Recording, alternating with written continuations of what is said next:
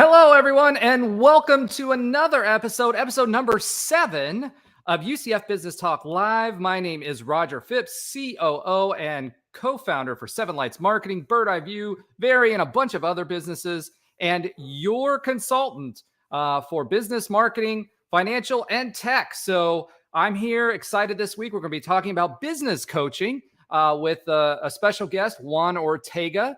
And while I do that, I'm going to bring the rest of the guys in. So we'll start with Josh Lazar. Josh, welcome back to the stream. Excited to have you. Excited to be here. Thanks. All right. Rob Powers is up next, and he's got my vitality going with eternal vitality. What's up, Rob? I'm good, man. Psyched about the UCF signees today and to have another coach with us today, too. Absolutely, 100%. And Alan Levin. Hey, Alan, welcome back to the stream. I'm excited to have a full house again. It was the 4th of July. I was worried people would be sleeping. I don't know what was going on. Like, I got my 4th of July colors. I'm fully American and proud. And I'm glad you guys are all back. So excited to be here. Yeah. With all that being said, let's bring back Juan. Juan, we're going to bring you into the stream now. There he is. I'm going to adjust how we're doing. Welcome, Juan. Appreciate you joining us this evening. We're excited to talk to you about business coaching, how important it is, what you've learned, all the things you can share. And so let's start with your story. So you obviously, I think it's interesting, like myself, has started in the corporate world and then decided to pursue your passion and trade a paycheck for a passion. So I'm going to pop you in here in center stage and let you go right ahead. Great. Thank you, Roger. Appreciate the opportunity. Thanks, everyone, for having me on. And just excited to talk a little bit about what we're doing these days in the business coaching world. And it's interesting because you said traded the paycheck for passion. And I got to be honest with you. I don't know if I was pursuing a passion. I was more like running away from corporate nightmare from 20 years of like politics and bureaucracy and red tape and this and that. And I had a great run. I got into the hospitality industry at the age of 18 and did quite well for myself. I was the youngest director of sales and marketing for 3 different luxury hotel companies. I got to stay at really nice places, open hotel, close hotels, rebrand hotels, all over the Caribbean, all over Florida, East Coast, West Coast of the US. But after 20 years, I was starting to burn out. And what I realized is that the longer I stayed in corporate, I thought I was going to begin to blend in, but I realized that I was becoming less and less employable. And my tolerance for BS was like getting worse and worse. And so it certainly became a passion. I discovered my passion, but I got to be honest with you. I jumped off the cliff and, figured out the parachute on the way down. I love that quote. That's one of my favorite quotes about entrepreneurship because it's literally the truth, right? So entrepreneurs, you are literally jumping off the cliff and making and building that parachute. And some people hit the jagged rocks at the end. But what we're trying to do is give them the tools so that they avoid it. So kind of talking about that and business coaching, why do you do business coaching and why should someone else consider it? Yeah. And I think it ties into what I was just sharing is that I had never run my own business. I had never really done anything independently before I decided to leave corporate in 2012. And so when I had always been looking around, like, what sort of business would I open?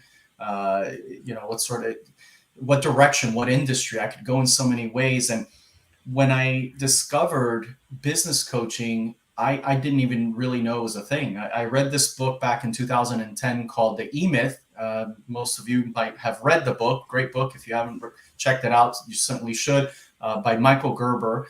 And I remember him calling himself a business coach. And back in 2010, I was like, man, that's cool. If I could, one day leave corporate and go out and teach people what I've learned and help people succeed, that would be really cool. And, it's interesting. You read a book, you put it up on a shelf.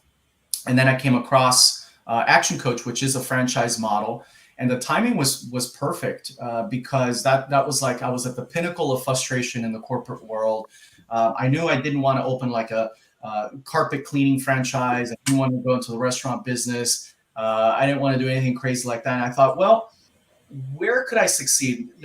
Like a business where I help other entrepreneurs succeed. That must mean that I'm going to succeed, right? Because I'm going to know all the stuff. I'm going to be teaching it. So what better business to launch than a business that actually teaches other businesses how to succeed? And so I think my skill set was perfect because what I enjoyed most about what I was doing in the corporate world was I loved business.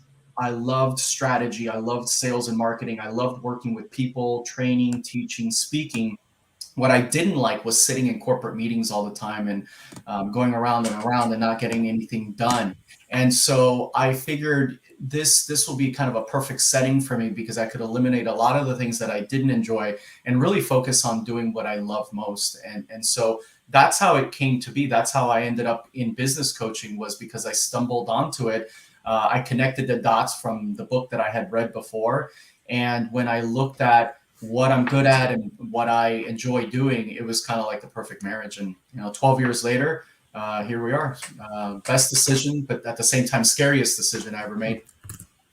So you kind of told us why you did it. What, why should a burgeoning business owner or entrepreneur or anything like that, why should we talk about, building a network and having people that can help you be successful? And we all have our own experiences and tools and things that have made us a success that kind of bring us together. But why should someone use a business coach? It's an easy question, yet it's a complex question, because why ultimately somebody decides to work with a coach, I think, is a very personal reason. I think the timing has to be right. Some people find a coach or begin working with a coach because they feel as though they're in a critical situation. They're backed up against the corner. They're not sure what to do. They're frustrated with something. They might have a great business, but maybe they're stagnant. Maybe they're not growing. Maybe they're not as far along as they thought that they would be. So some people get into coaching because they're frustrated and they want more. And others, and I think probably the smarter thing to do, is when you're doing well and when things are going right, that's when you should also look into a coach, because ultimately there is a thing: you can actually grow too fast and get into some big problems by growing too fast. We call those growing pains, right? The other thing that could happen, and it's funny because I think of one of my clients, my longest term client right now. He's been with me for 10 years now. He's an attorney, very successful. Alan knows who I'm talking about.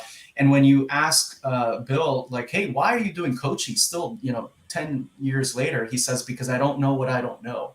And having a coach means that you have somebody in your corner who has a different perspective than you, someone who specializes in helping people move along and get past our own BS, and somebody who's going to hold you accountable, because oftentimes the entrepreneurial world can be a very lonely world, and it really shouldn't be. If you read some of these books, if you watch the documentaries about really successful people, I've never heard anyone say, I did this all by myself. Yet when we get into the entrepreneurial world, there seems to be kind of like this thing like, okay, now I got to figure this all out on my own. And the reality is no one does it alone. No one is self-made. The reality is we're all made by the people that we surround ourselves with. And if we're leaving it up to ourselves, then we're really kind of going about it the hard way, not the smart way.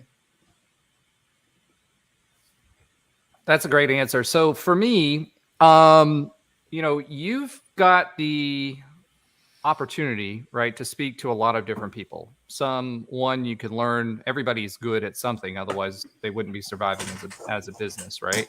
So can you share some of the things that you heard that were impactful for you from other business owners? Different learnings, different things that key takeaways, all that fun stuff. And then also, could you share some things that, as you've kind of worked with these different people, that you can impart for others that are lessons learned that you feel would be important for people to know? Yeah, gosh, it's such a great question, and I'm thinking, like, where do we go? Like, wait, how much time do we have, right? Because there's so many directions we could go in. But I'll tell you one thing early on is, and I don't know who said it, maybe it was in a book, maybe it was one of my coaches early on, but this whole thing about success leaves clues. And what we ultimately need to find is find someone who's just a little bit further down the path than we are. Find the people who are doing what you want to do, or what you're doing, and that are doing it well or doing it better than you, and watch them and learn from them, connect with them, ask them questions, get to know them, because success leaves clues. And if we're in our own little bubble, we're not looking for clues. We're trying to figure things out on our own. And so I thank God I heard that early on. And so I look for clues everywhere I go, everything I'm doing. I was telling one of my clients earlier today that I was watching the Arnold Schwarzenegger Netflix thing that just came on. And I'm like, man, I got so many like gold nuggets from that. Like, I was never like a huge fan of his, but like now I'm like a huge fan just because of like listening to the guy and listening to his secret to success, being single-minded, like focused on one thing and just doing one thing really well. Like, success leaves clues. Everything that I do, I'm looking for clues. I'm looking for clues from you guys today. Like, I'm learning already from you guys. I know that I'm going to walk away a little bit better because I've been here with you tonight. So one of the things that we talk about all the time, and when I bring on a new client, I give them the rules of the game. And it's like a set of 10 rules. If you're going to work with me, if I'm going to be your coach, these are the rules, right? And if you violate any of these rules, I'm going to fire you. But one of the things that is most important is the I know. We do not allow those two words in coaching, right? Like, because if we're having a conversation and you're like, oh, I know. It's like, oh, I know that too. I know this. I'm like, okay, so are you doing it? Because as you know, it's not what we know. It's what are we actually doing? And so to me, I think that's really important. And again, I kind of learned that early on is get rid of the I know and live life like you don't know, because then you're this curious child that is bright-eyed and willing to learn from everyone, even somebody that you might be standing next to at the supermarket who's 85 years old. That person's got something to teach you. So hopefully I've answered your questions somewhere along there, which is have an open mind, realize that no one knows everything, leave the I know, and be open to learning and look for clues, because the clues are absolutely everywhere. Yeah, so that's a takeaway for me, getting rid of the I know. I hadn't heard that one before. But I guess for me, it's actually and. You guys know I don't like to say but. It's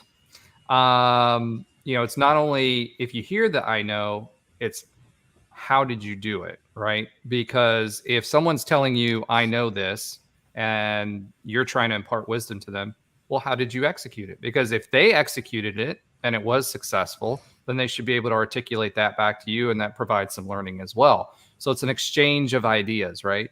And that's the biggest thing that I think people miss, especially if they're engaging with them, through LinkedIn or something like that. It's all about, hey, me. But are you listening to what the other person is telling you when you're exchanging information that way? And I think people miss that because they're actually in that mode where they're trying to acquire, new connections or whatever, for whatever their reason is. But they don't actually take a step. They're so focused on what they're trying to get across, they don't take a step back and listen. There's huge opportunities for that as well. All right, I'm going to take a step back, guys. I'm going to let you kind of take the floor here for a minute. What questions or thoughts do you have for Juan? I guess I'll start first. I want to share, for the first time in my career, I've used a coach. And for this new venture that I have, I'm a physician, so I'm not business trained, but I've run companies. I was CEO of a hospitalist group. And that was one model, and I was pretty good at it. But this new model is breaking from insurance. So it's a totally different mindset. And I came across a coach. I stalked him for 6-7 months, absorbed everything I could from him through different things, and then decided to actually work with him. And during that, in the last, say, 20 years of working, I've realized humility, exactly what you were just saying. The more I learn, the less I know. I know there are certain things that I don't know. And that's where I think a coach really helps me and really pushes me and looks at different angles than I see every day. So that's one of the great values of I think of having a coach, is that they can open your mind to different possibilities. Even though you may execute your business well, they can bring you to a different level. Do you commonly see that with working with successful businesses, and then it makes them jump off even more? For sure. And I think, you touch on an interesting point, which is one of the biggest myths about working with a business coach, is that if you're working with a business coach, it must mean that something's wrong, or that you don't know what you're doing, or, like you're in trouble, you're losing money and you're about to close. And that's not the case. I mean, the reality, it's kind of like in sports. People that pay money to have a coach are usually either athletes that are already doing really well, or the ones that are on their way up and want to make it to the Olympics, or the top of their field. So I absolutely see it. And it's interesting because most of my clients, I mean, they're all brilliant people. I happen to work with, I know people fall into niches and things like that. I work with a lot of doctors, lawyers, architects, engineers, really all intelligent, brilliant people who have gone to school for a lot, many years, came out. They're good at what they do. And where I come in is the business part of it, because it's very difficult to go and get a medical degree and a business degree, an architectural degree and a business degree, an engineering degree and a business degree, right? So, and even like just day-to-day kind of businesses, like one of the examples that I always give is like, people open up a business all the time here in this country. Like every day, businesses are opening up. And let's just say like you're opening up a hair salon. No one would think about like sitting somebody in a chair and start cutting hair without having taken a course or a certification. Like that would be crazy to begin cutting hair, and I'm not certified to do that. Yet the person has never taken a business course or class, yet they open up the business. It's like, let me go to school to learn how to cut hair, which grows right back. But the business side of things, I'll figure that out. That can't be that difficult, right? And unfortunately, it's that sort of thinking that creates this very high failure rate. We've all heard that it's somewhere, I've heard as low as 80, I've heard as high as 90% failure rate within the first 5 years. And it's not because the people are not intelligent or not talented or are not good at what they do. It's a lot to take in. I mean, you got to be a jack or a Jane of all trades when you launch a business. And so having somebody not on the field, but on the sidelines looking in and going, hey, have you thought about this? Have you thought about that? This is the easiest way to achieve that. Like, we know the shortcuts. There's frameworks, there's processes, there's a recipe for success.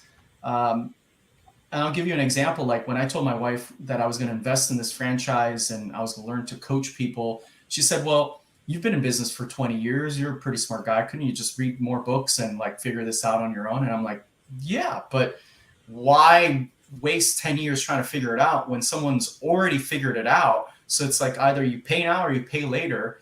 I said, let me learn now. Let me learn the right way to do it. And that's one of the things that, like, when people say, well, there's a lot of coaches out there, why should I work with you? I'm like, well, first of all, I invested in learning how to do this. I right out of the gate invested $100,000 to learn how to be a business coach. And every year I invest about $50,000 in my own continual learning. And I have my own coach. And a lot of people, it's interesting. If you ever want to know if somebody's a coach or not, say, who's your coach? And if you're working with a coach or talking to a coach who doesn't have a coach, that's pretty darn weird. That would be like talking to a shoe salesman who's barefoot. So whenever somebody says I'm a coach, I'm like, who's your coach? And if they don't have a coach, that sounds pretty fishy to me. So I'm just saying. Well, I think that's true of people who go to any type of service like that, right? They all pretty much have their own coach on top of it. I personally, I haven't used a business coach, but I have used a life coach. And for great person, I've talked to him for 4 or 5 years. And, when it comes to life, business is a part of it. That's a very specified part of it. And like for me, it's almost like having your own MBA without going and getting your MBA, right? Because my MBA, I did go get it. And my biggest learning was best practices of the entire industry at that particular time, right? Versus trying to figure it out and being reliant on the people that have mentored you in the past.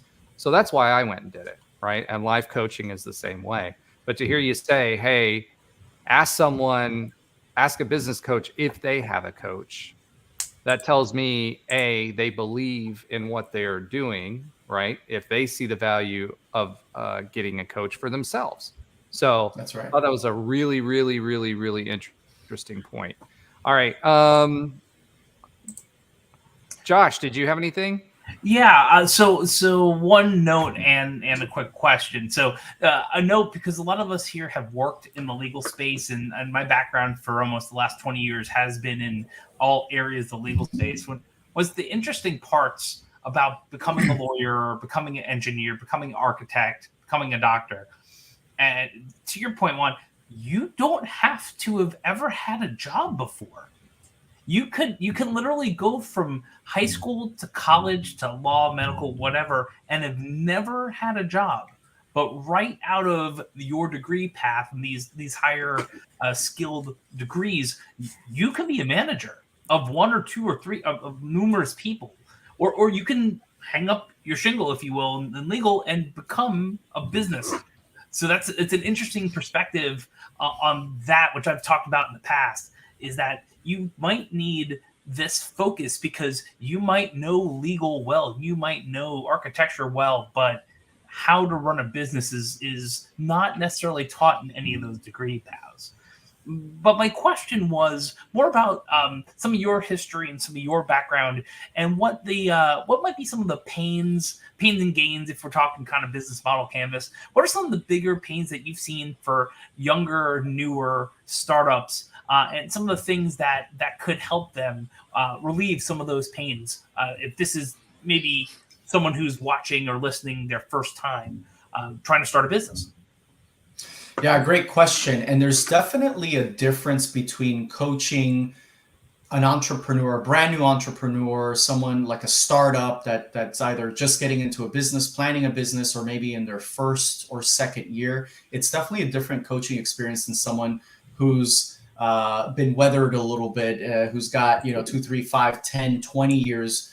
It's a completely different experience altogether. And one of the things that I don't know if I got this from someone, when you listen to stuff, read stuff, you don't know where you got it or you just made it up. But the phrase or the analogy that I like to use with startups is Superman syndrome, which I encounter a lot of entrepreneurs where they're, I meet them and they're like, oh, I'm like 3 months in, and I'm going to make, a gazillion dollars in 3 months. Just watch me. I got this great idea. I figured it all out, and get out of my way. There's nothing you could possibly show me, tell me that will help me. I got this all figured out.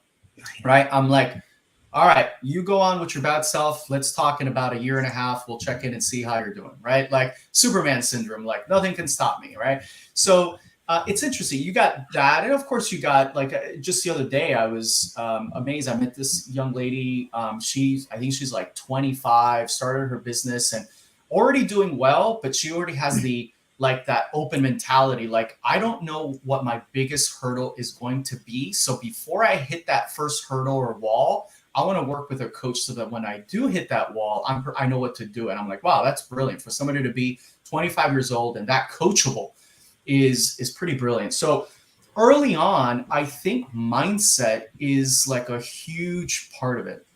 And mindset is always going to be a huge part of it, right? I think it was Tony Robbins that said that success is 80% mindset and 20% mechanics. And that's certainly true whether you're starting out or whether you're 20 years into it. But then like once you've been around and you guys have been around like me, it's like it kind of boils down to like 3 big pain points. And the things that we work with our business owners on, it's time, team, and money, right? So when I start talking to someone and I get an idea of what they're doing, what their business is, how long they've been doing it, usually by 5-10 minutes into the conversation, I already kind of know what keeps them up at night. It's either the time, like time would be like, okay, I got a great business, I'm making great money, but I haven't taken a vacation since I started. I have no time, working 10 hours a day, 7 days a week. My kids, my dog doesn't even recognize me, like, not happy, right? So the time piece of it. The team is the business owner who is struggling to put a team together. Like, they'll say things like, oh, you can't find good people anymore, or there's no good people in this state or in this country or in this day and age, like, the good old days, like the work ethic, and just people complaining about like, and I'm like, hey, listen, I hate to tell you this, but there are good people in this town, in the city, in the state. They're just not working for you. So the problem is not the society or the year. We just got to talk about why you're not attracting the best people out there, right? So that's another big pain point is the team, like help me put a team together. And then the third one is the money, which is like, all right, I got a good team. I got a good business model. I got everything going for me. But for some reason, like, where's the money? I literally had a guy, I was kind of interviewing him to take him on as a client. I said, so why are we here? What do you need? And he goes, show me the money. That's all he kept saying for like the first 2 minutes. I'm like, well, I get that. I watched the movie, but can you elaborate a little bit more? He's like, show me the money. He's like, we're making $1 million, but I don't know where it is. Where is the bottom line? Where is it going? So basically it boils down to time, team, or money. And really, once we get all those 3 things, then I would say, we're doing pretty good, because it's not just about making the money. It's about having the time to enjoy it. So Josh, I hope that answered your question in terms of like, the new entrepreneur versus the one that's been around, and the 3 pain points that keep them up at night. Yeah, absolutely. And I will give a small UCF anecdote and get back to the team. I have been an adjunct instructor for about 18 years at UCF. So I've been teaching for a long, long time. And there's often a time where when students and I have conversations, I've had students who are 20 years old, 19 years old say, I'm going to make $1 million by 30 and build my own business. And my typical response is, that's great. Let me know when you get there. I'd be glad to help you out. I've yet to have a student ever reach back out. I've been teaching for a while. So that Superman syndrome absolutely it's good in certain ways. Like having that belief and that drive and that mindset we were talking about is wonderful. But you have to have something else to back. You have to have something to sell. You have to have something to back it up. But yeah, I love that. I love that. Thank you. Yeah, there's definitely a difference between confidence and arrogance, right? And wherever that line crosses, right? We want to be confident. That's awesome. You should be confident. We need to be confident. But if it starts going towards arrogance, then that's where we get in trouble, because that's where we get blindsided and we don't know what hit us. And that's where the I know comes in, right? And then we're in trouble, because at that point, you stop learning. I've had conversation with the guys that are like, what could you possibly teach me? I've been doing this longer than you've been alive. And I'm like, but look at your P&L. It's kind of embarrassing. Like, I mean, you called me here. Why am I here? It's not about how long you've been doing something. It's about how well you've been doing something. What are the results that you're getting? And then they quickly kind of humble down after I say something like that. Yeah. All right. Alan, what did you have? Yeah, Juan, I can imagine that, one issue that you come across with, new clients, or even, clients who've been for a little while, is, them getting in their comfort zone, right? Just kind of staying in their comfort zone. So, how do you kind of coach business owners that are in their comfort zone? Because even for them to come to you, they're kind of already getting a little bit out of their comfort zone, but to do some of the things you're asking them to do on a weekly, monthly basis, attend your events and do all the different things, the homework that they have to do, how much is that an issue, and how do you kind of help them get out of their comfort zone? That's a great question, Alan. And something that listen, I'll fess up. I'm a human just like anybody else. I've had that conversation once or twice with my coach in the past 11, 12 years. And I remember my coach said to me once, he says, he's Australian. So he goes, listen, mate, you know what's stopping you from your great life? And I'm like, what? He's like, your good life.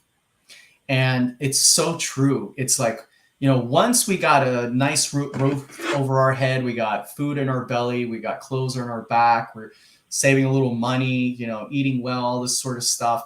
It's very easy for us to take our foot off the accelerator. I think it happens to everybody. And what I personally have found what worked for me and works for my clients is really keeping the vision and the purpose and the why alive. Because maybe in the beginning, like when we first started, I remember when I first started, I was like, gosh, if I could just replace my paycheck, corporate paycheck, and I'd be happy, right? But then like once you accomplish that, then you're like, okay, well, maybe if I can get like, you know, a new, bigger house, then I'll be happy. Then you get the house and then you're like, okay, maybe a new sports car, but then you get the car. Then it's like, okay, maybe you take a vacation to Hawaii or Thailand for a month. You know, at one point, the things and the experiences kind of run out. So you got to keep throwing that stick. You got to keep like throwing it out there. And whether it's experiences, whether it's material things, there's nothing wrong with material things, right? Or if it's helping other people, like whatever your purpose, your vision, or your why is, that's ultimately what's going to keep us getting out of bed, right? In the beginning, it was about like supporting my family. And then it was about nice things, right? Then it was about nice experiences. And I think now it's like, if I'm driving through town and I see a sign on a business that said closing, out of business, I take that personal. I feel like I failed that person because they're in my community. And it's like, how dare I allow that person to fail? Like now it's about, I get up to make sure that someone doesn't lose their life savings or doesn't lose their life. And by the way, I don't know if you guys know this, but suicide is, and I hate to be Debbie Downer, but this is a fact, is that suicide occurs very frequently, too frequently in the entrepreneurial world. In fact, entrepreneurs have a very high suicide rate. So I'm talking about something that is, it's not just, you know, a talking point, it's an actual fact. So I take what I do very serious in the sense that we're saving lives, you know, not in the sense of running into a burning building, but we're saving lives, we're saving marriages. People don't fall out of love, they fall out of money.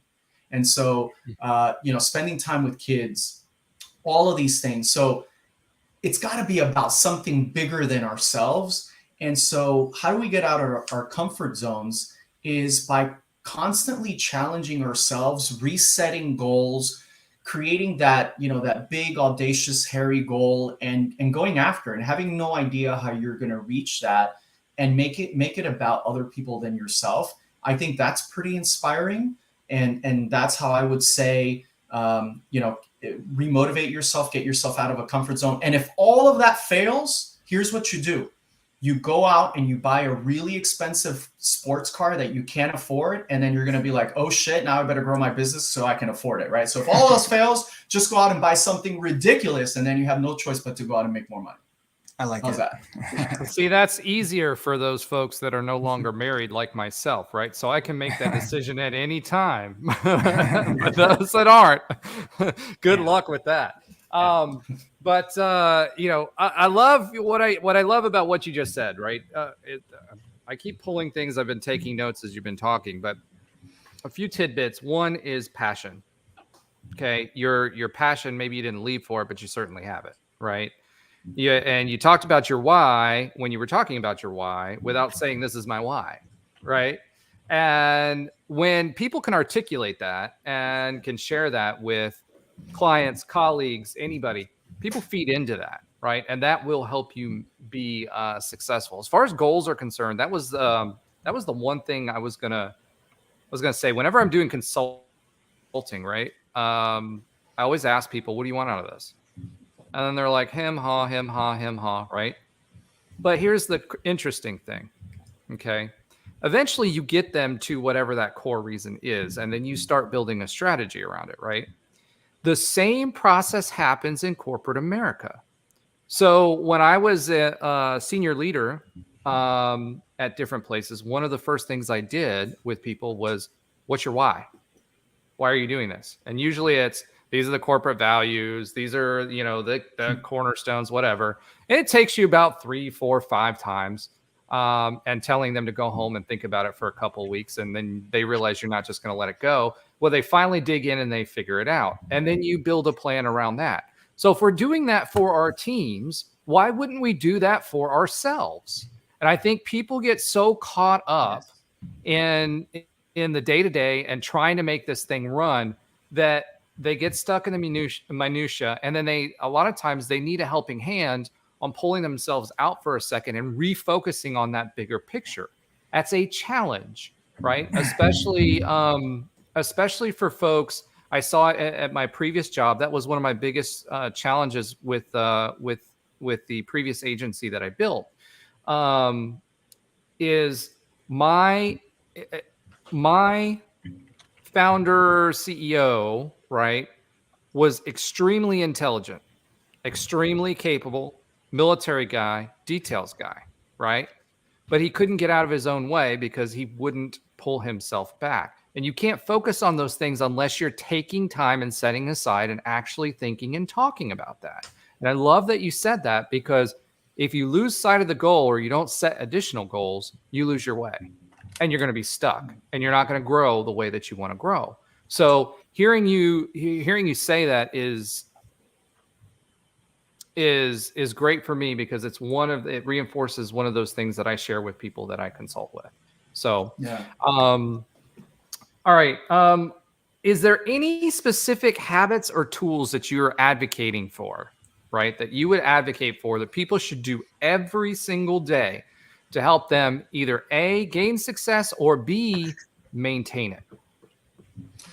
Yeah, and I don't want to sound like a broken record, because I think what I'm going to say, I don't want to say it's common knowledge, but if you do any sort of reading, personal development work, you've probably come across some of these things. And I think that everybody needs to find their own rituals, as I call them, and I spell them differently. I spell them RICHUALS, right? Rituals, because I believe the right rituals make you rich. But like, for example, the first hour, and Alan's heard me talk about this, like, what do you do the first hour you're awake? I think that the first hour is really important. I think the first 5 minutes are really important. My routine is this. In the first 5 minutes that I'm awake, the first thing that I do is I express gratitude. I used to think, I'm a kind of alpha male-ish kind of person. I came out of corporate, and I used to think all this like, gratitude and meditation and prayer and all this stuff. I was like, yeah, I'm just a business guy, right? And then like now I'm like, I see the importance of it. Like, first thing I do when I wake up and I'm consciously awake is I give thanks. I express gratitude because I realize a lot of people aren't waking up, right? So express gratitude. Just think about some things that I'm grateful for. The next thing I put into my consciousness is today's going to be a great day. Today's going to be a great day. I don't know why, I don't know how, but I just know today's going to be a great day. There's going to be something great that occurs today. Even if it's a small thing, something good always happens in our days, right? So that's the second thing I think about. And then the third thing I think about is like, what outcome do I want to create today? So if I only do one thing, what's that one thing that I want to manifest or create? And I focus on that. And I know like some of the younger people on the call might be like, when I say this, they cringe, but I don't touch my mobile device for like an hour. I don't touch my phone. I don't go on social media. I don't check email, right? I get a good breakfast. I exercise in the afternoon or evening. So I'm not a work, I have a family, so I got to do family stuff, but I get a good breakfast. I spend time with my family. I think about what I want to manifest and create. I give gratitude. And I set myself up. I spend the first 15 minutes at my desk thinking about what I not necessarily need to do, right? It's not about a to-do list. It's like, what's the most important thing in my day, right? Brian Tracy calls it the frog. What frog do I have to eat today? And I'm going to eat it for breakfast. And what outcomes do I want to create? So I think that is really important. Having a written plan is important. I know, like, again, this kind of newer generation that don't believe in paper too much, which is fine, right? You can use your tablet. So whether it's a piece of paper or a tablet, but gosh darn it, write down your goals, write down the things you want to accomplish. What do you want to create? One of these things, like we all have things like motivational things that we have up on our walls. One of the things that I kind of keep up on my wall, that I found this thing and I absolutely love it. It says, think big, believe big, act big, learn big, and the results will be big. And I found that thing like a year ago, and I'm like, man, that's great. Let me say that again. Think big, believe big, act big, learn big, and the results will be big. And so that really sunk in, because if you want results to be big, if your thinking has to be big and your believing and your learning and your actions have to be big, are you scheduling that? Like, there's 30 days or 31 days in the month. If we're thinking we're just going to get like the to-do list, like knock out a bunch of tasks for 29 or 30 days and leave the big stuff for the end, it's never going to get done. So what I realized is, like, we got to do this on a daily basis, right? We got to do we got to do something big every single day. And if we don't, nothing will ever be big, right? You can't squeeze in big at the end and expect big results, because ultimately success is just the results of like continuous efforts, small efforts on a daily basis, consistently done. So write down your goals, get clear with what you want done, have a routine that works for you, practice gratitude, believe in abundance. That's another thing that's really big in my life, is that I believe that there is enough for all of us. I don't believe in scarcity.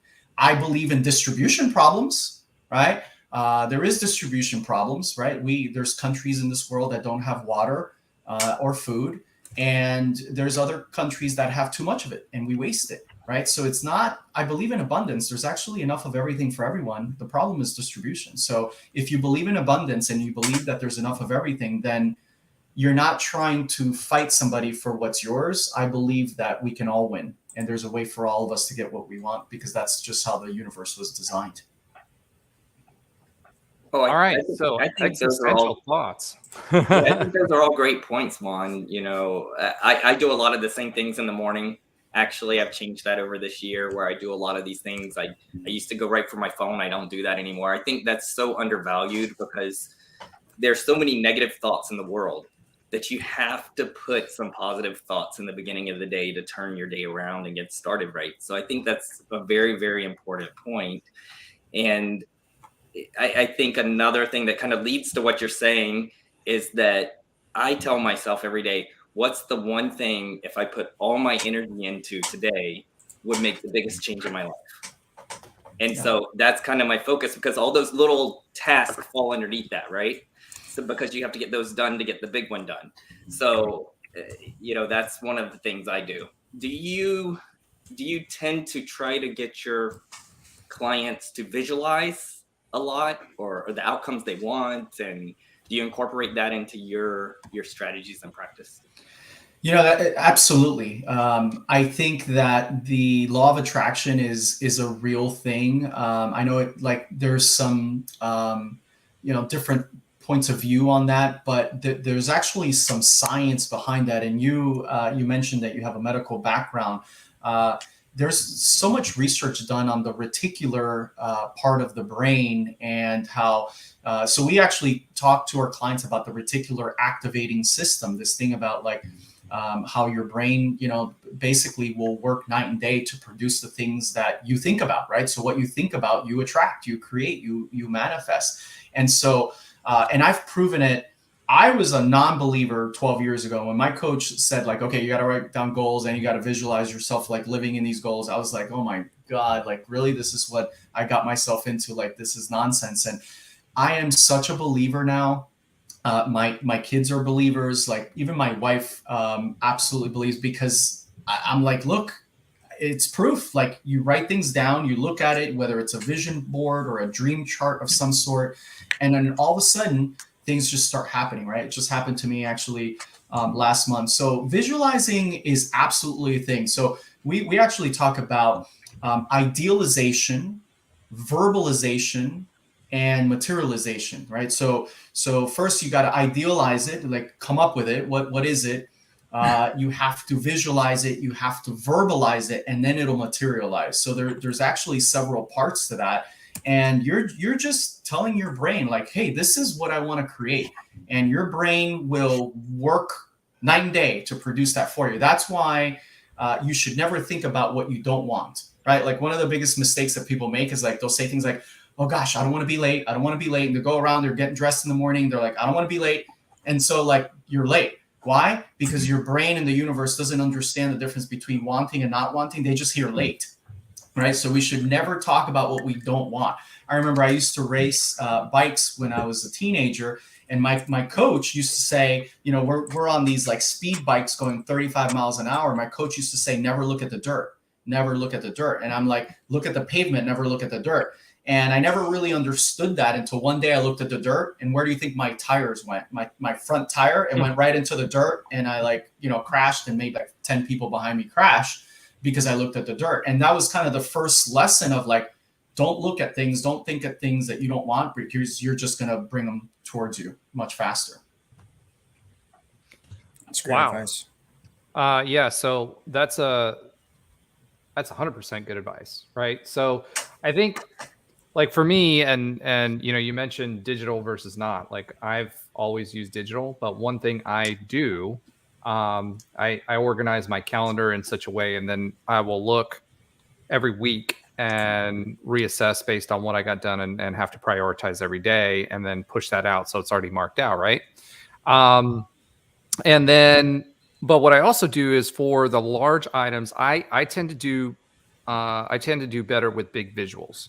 So I'll have a whiteboard, right? And I have a whiteboard, a giant whiteboard that's here in my office, and all of the strategic things that I'm trying to get done, right? I have those up there, and then I reprioritize them constantly. And for me, it's just that, yes, I have things scheduled, right? I big fan of Kanban and various other project management tools, right, to organize myself. But it still helps me to see, and every time I slide back from my desk and I look back on there, it keeps me focused on those things that I need to make sure that I'm accomplishing for the organization to move forward. It's not about what you're doing today, but what you're going to do tomorrow, a month, 6 months, and a year from now. So I agree with you. I feel like keeping yourself focused, whether you're thinking about it, visualizing it in the morning, or reminding yourself throughout the day, that's huge. So Brandon Ackrell joins us from LinkedIn. He says, when you're worried about running late, you'll hit every red light. Isn't that true? So true. It's absolutely so true. And that's the case with everything, right? Like never talk about what you don't want. That's just, you know, what do they call it? Like Murphy's Law, you know, what is Murphy's Law? Murphy's Law is just, we attracted the thing we precisely didn't want. Well, anything that can happen, bad can happen, will happen at some point. So the question is how do you avoid the curves, right? So keep it out of the dirt and on the pavement. All right, guys, we have used up 48 minutes of Juan's time, and he's been extremely nice to give us that. Do we have any other final questions or thoughts? Because I want to be conscious of Juan's time. Gentlemen, Alan, anything from you? Maybe Juan, you could give some tips on for the viewers of how do you go about picking a coach? What are some of the essential things you should be looking for in a business coach? Yeah, great question. And I've said to people when we have these discovery calls, and I said, look, whether or not we end up working with one another, get a coach, even if it's not me. Because I recommend coaching. So I think that I rather the person have a coach than not have a coach just because I wasn't a good fit. Ultimately, it has to be a good fit. It has to be someone that you can get kind of like undressed with. And I don't mean that in the literal sense, but somebody that you feel comfortable enough to really be open and honest and share what's on your mind and tell them what you're thinking, because when you're vulnerable, that's when the breakthroughs occur. So I think that obviously, yes, do your research, do your due diligence, check them out, make sure they're legit, make sure that they have a coach, make sure they've been doing this, make sure they have some happy clients and some good case studies, and they got some good content. Listen, nowadays anybody can kind of be a rock star and it could all look good, you know, with the lights and the glimmer and all of that, but there's no substance behind it. So make sure that obviously the things that need to be there are there. But at the end of the day, you want somebody that can complement you. I'll give you an example. Like the coach that I'm working with now, I've been with him for about 3 years. He's out of Texas. He's a brilliant guy. He's actually got a PhD in business, and he's very different personality wise. Like he's very analytical. Like if you follow the DISC profiles, he's like a super high C. I'm a high D, right? So I tend to go fast and overview. He's like slow and detailed. So we're complete opposites. And I did that on purpose because I wanted him to complement me. So I've had coaches in the past that we were kind of too similar. And then the coaching conversation ended up like a hangout session, and we were having fun and like shooting the shit. And then like an hour later, I'm like, I'm not sure what I got out of that, right? Because it was more like hanging out with a friend. So you got to get somebody that obviously you like and you respect, but somebody that complements you and somebody that has something that you're looking for, somebody that excels in a particular area. So I think all of those things are important. One of the things that I think separate me, because I get that question a lot, like, hey, there's a lot of coaches out there. Why should I do business with you? And I'm like, hey, look, okay, so I'll give you a few things. Like number one is I'm part of the biggest coaching organization in the world, Action Coach. We're in 82 countries now. We've been around for 30 years. We work with 15,000 businesses per week, right? That's how big we are. We have massive global reach. The other thing is we have a proven system and framework. So you don't want to get a coach who's like figuring it out as they go along. Like we got the recipe. We got the secret sauce. We just got to plug you into it, right? So I think that's really important. We have a 17-week guarantee. That I think that's a really big difference, is that why not remove the risk? Why work with someone who's not willing to put it in writing that says, I'll get you results? So when I say that to people, they're like, oh, wow, like you actually guarantee in writing that you're going to get results. And the answer is yes. Yes, we do. So do your homework, right? Do your homework, ask those really important questions. And if it doesn't work, and if you're not seeing results, fire their ass. You know why? Because business coaching should never cost you money. It should make you money. And I literally say that to my clients. It's like, if 5 months from now, I am still costing you money, then you have the right to fire my ass, because coaching should be free, meaning I should make you a lot more money than you're paying me. And that's the ultimate litmus test. This is business coaching. It's very measurable at the end of the day. Absolutely. So Juan, my final question, I know this just kind of could be different answers for different people, but what is your definition of success? Wow. That's a great one. I think for me, success, and I probably stole this from someone, so if I stole this from you, I apologize, but it's so damn good. You know, like I think success for me is being able to do what I want, when I want, with whom I want. That is success for me, right? That's one like kind of catchphrasey answer to your question is, you know, do what I want, when I want, how I want, with whom I want. The second part to that would be a legacy. Now, and I know we're running out of time, but there's a whole other story that's going to shock you guys. Even more shocking is that I was a very young dad. I have 3 daughters, and 2 of them are twins. My oldest are twins. They're now married. One is going to have a baby in about 2 to 3 weeks. And I already have a granddaughter that is going to turn 3 years old. So I am a grandfather. And soon to be another grandfather, 3 daughters of my own. So success to me now has become really about legacy. And even though I'm a young guy, I'm not even 50 yet, but I'm already thinking about how am I going to be remembered? What impact did I make while I was here? Am I leaving this planet a little bit better than how I found it? And did I matter? Did I impact people's lives? Did I change anyone's life? You know, the most rewarding thing for me would be at my funerals, you know, a bunch of people show up and go, that freaking guy really helped me in my life. Like that would be totally rewarding for me, you know, even though I wouldn't be there to hear it, but hopefully I think I would. So I think success is that. I think that the quick answer is being able to do what the heck you want, right? But the bigger picture is like legacy and being remembered for something really cool. That's success to me. Awesome. Yeah, I think that was a great way to sum up a great conversation. So thank you for that. This is the part of the show where we allow you to shamelessly plug whatever your business and how people can reach you and how they can connect with you to work with you.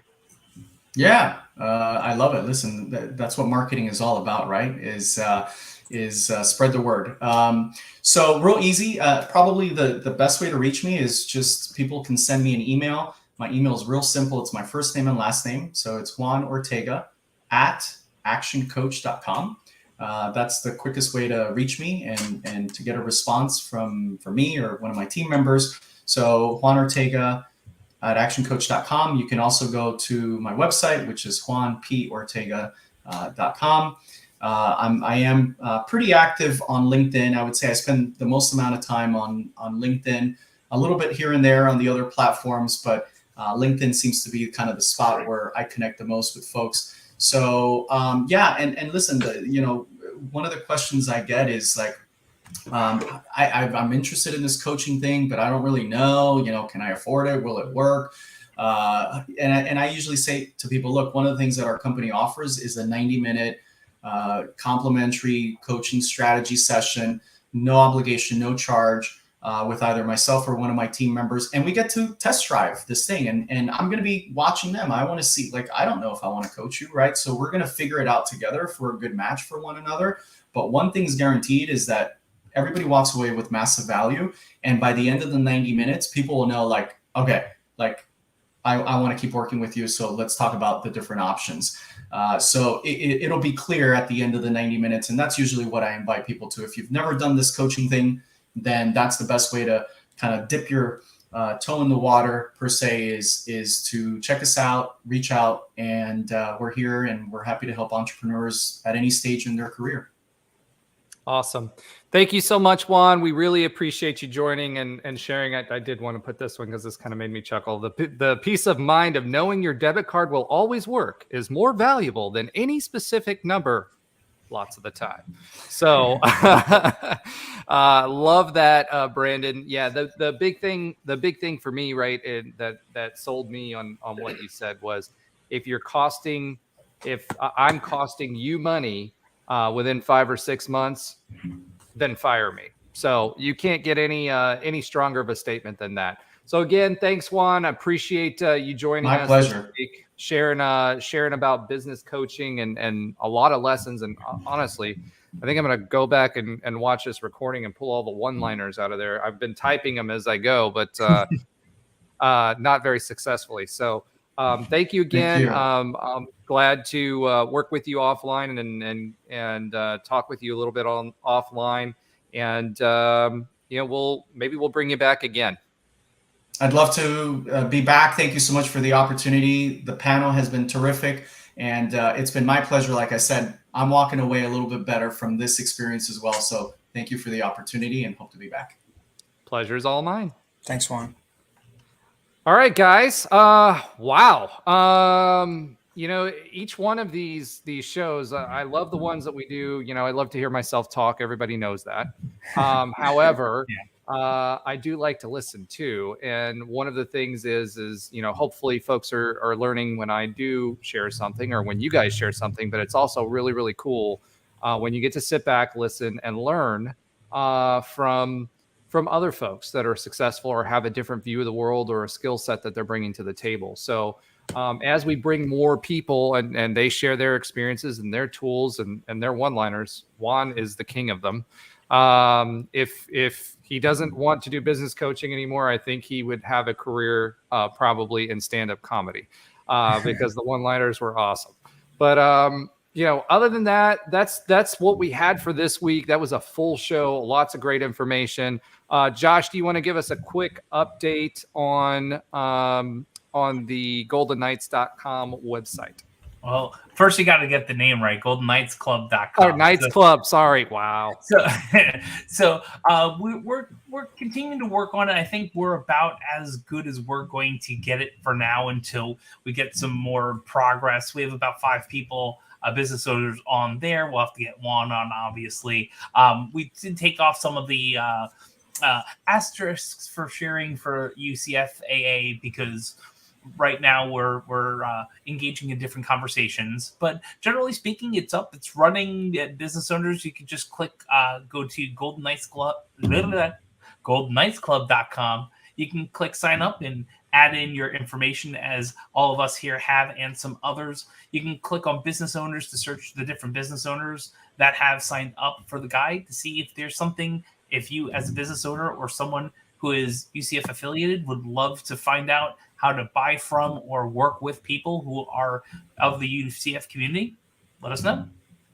Awesome. Yeah, and search functionality and stuff will be added to that as well. So as we always end the show, I'm going to go through each of you and make sure people know where they can find you and what you do. So Rob, where can they find you and what do you do? I have a wellness clinic, a health and wellness clinic.